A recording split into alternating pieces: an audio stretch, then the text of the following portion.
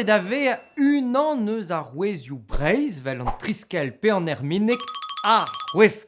Ken ma ve gwelet bremañ ouz reer an otoioù, an t-shirtou, ar pakaj ou gwastili, ar boutalioù schist war an diliad dindan memes.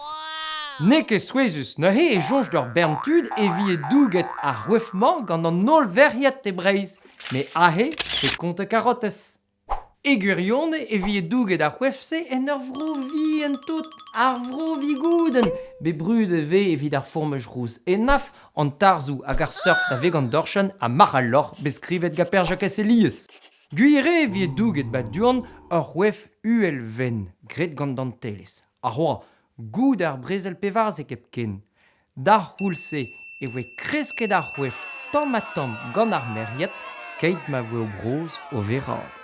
A-raok ar brezel e voe brao ken kwef ar vrovi gouden dija, me kalz bihanoc'h hag an livioù a vechou.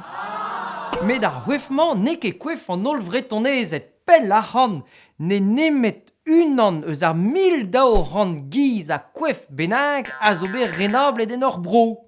Eno zoue an douken ba bro dreger a pen sardin ba dou ar nenez, kwefou plen bro an orion, pe reou an aven be brudet gatolennoù gogin, hag ar jibilinen ar wef du a vie douget en enesun.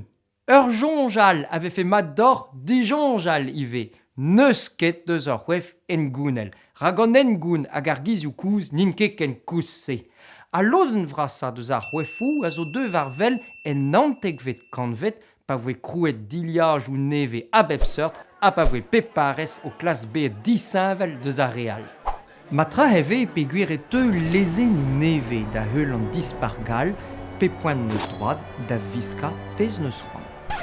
Souezus e gwelet neuze blavioù daouvil, ato, ar memeus ar guzennoù, ar wef deus ar vrovi gouden, ratken pennet, a jom ur wef diouz ar riz, un doare splan a brao da ziskouez ur personelez disinvel en ur bet digor.